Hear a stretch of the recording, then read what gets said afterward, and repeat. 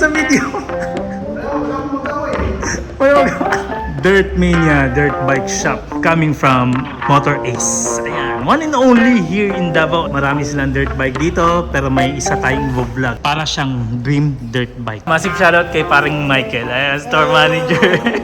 Store manager yan dito eh. Ayan, matagal na kaming magkaibigan ito, pero hanggang ngayon hindi ko pa rin alam yung phone number niya. Link in the description tayo sa number later. So my dear friends, kung naghahanap ka ng yung tipong dream dirt bike mo or dream enduro bike in the scene, and hindi siya pagkaari ng kung sino mang mga bigatin or very well known na company ngayon, masasabi mong sulit kahit papano. And nasa harapan nyo po ang bagong Sherco 300 SE Factory. Let's do this. Tignan natin yung kanyang VIN. So the VIN says V. Maybe it's coming from Austria or maybe coming from Spain or France. But I'm very sure na hindi siya China. When it comes to the body and the design, my dear friends, it looks aggressive and maangas. Konting puto lang dito, may hint na. Ang headlight, maganda ang pagkakayari. Like I've never seen it before. And also, may knuckle guard din siya. Headlight pababa. Ayan, some branding sa makikita mo eh. Yung tipong pang championship talaga yung kanyang datingan. So, blue fairings on this part. Maganda pong pagkakayari. Medyo may pagka-naked yung datingan niya. Or 6 days yung kanyang datingan sa kanyang tangke.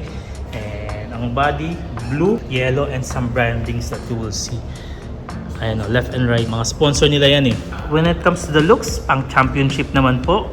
May cover din tayo dito, well sponsored ni Motul at saka ni Michelin sa kanyang front suspension. So, wait lang bro, quiet. Ang kanyang chassis, semi-perimeter high-strength chrome, molybdenum steel. I hope I'm pronouncing the word right. Kaya masasabi mo talagang kakaiba kasi mahirap din siyang i-pronounce. At saka, nung ni-research natin ang definition ng molybdenum, ito po yung lumabas. Molybdenum is a silvery white metal that is ductile and highly resistant to corrosion. And also, isa sa pinaka-main na intriga ko, ginagamit pala ang mga ganong type of metal sa electrical and electronic devices, aerospace component, and high temperature furnaces and processing equipments. So masasabi mo talagang matibay siya. Isa sa pinakamagaan na sub 300, 117 kilograms only. Ang kanyang seat height, 950 millimeters. If you are 5'6" tall rider like me, ganito po yung makukuha nyo. So ayan, kung titignan nyo, lagpas bewang talaga. And sana maupuan natin ang maayos. Una mo po. Pwede naman. Pwede 1 foot. Try natin pilitin na naka 2 paa or 2 feet. Ayun po.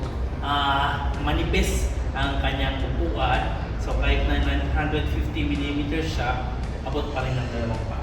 Tsaka magaan siya eh. Isipin nyo yun, 117 kilos, pwede, kayang-kayang i-handle.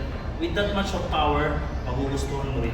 I love the sitting position, pang-enduro talaga, at pang-aggressive yung kanyang dating. On this part, maayos din ang pagkakayari. Wide handlebar, maiksi yung kanyang grips. Usapang performance, championship level tong motorsiklo na to, sub 300cc. Kung makikita nyo, napakalaki naman po ng kanyang header. Naka twin side na radiator po siya, liquid cooled, naka dual overhead cam. Based from the dyno, 55 to 60 horses. So ganyan siya ka powerful, and ang sabi din ng website, it goes up to 155 kilometers per hour na top speed. So panalo tong motorsiklo nito. Sa mga reklamador dyan, ayan po, Keihin na carburetor po tayo. PWK carb, yan yung ginagamit ng mga race spec na mga Austrian brands na kakompetensya niya. Naka 6-speed manual po tayo, 1 down, all up, and naka 2-stroke po siya. Dear friends, so kung titignan nyo, napakalaki ng kanyang tambucho all the way here. And ano, factory exhaust system. Factory talaga siya. As in super factory. So just a warning, this is not a street legal bike.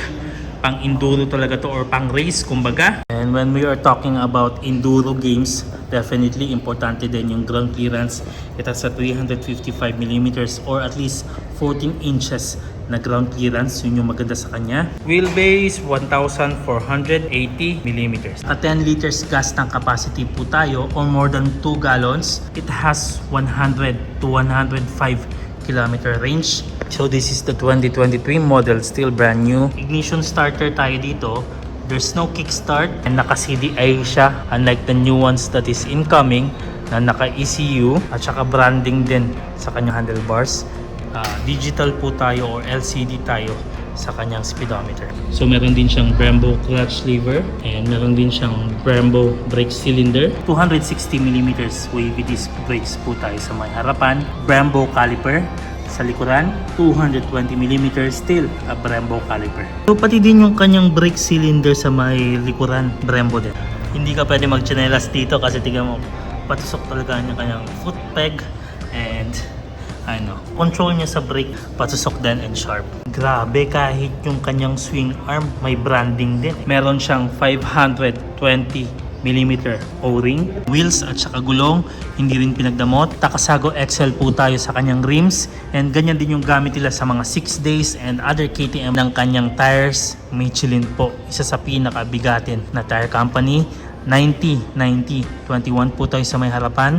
Sa may likuran naman, 140, 80, 18. Budburan siya talaga ng mga brandings, specifically on the front side. The front suspension, KYB po, golden fork with some branding on its cover. Fully adjustable tayo. It has a 300mm front wheel travel.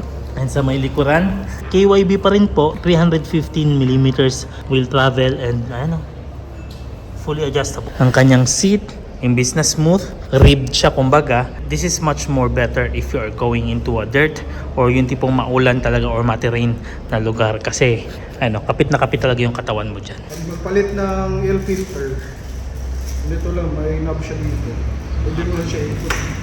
So pag ikot na yan, ito yung mas madali tanggalin. Magpalit ng air filter. Alright. Pagdating sa kanyang tail, maganda din ang pagkakagawa. Wala tayong makikitang plate holder at saka turn signals. The only electricals na makikita mo sa likod is yung kanyang brake lighting. So pagdating sa kanyang presyo, 680,000 Philippine pesos. Isa pa rin sa pinakabigatin na dirt bike or enduro bike na mabibili mo.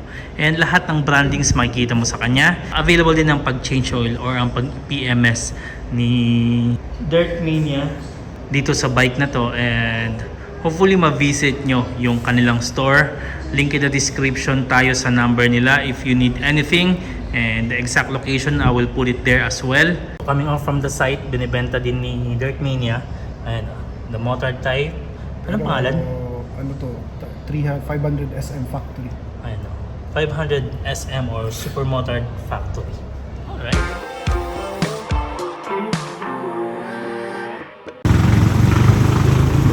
So hot. Damn.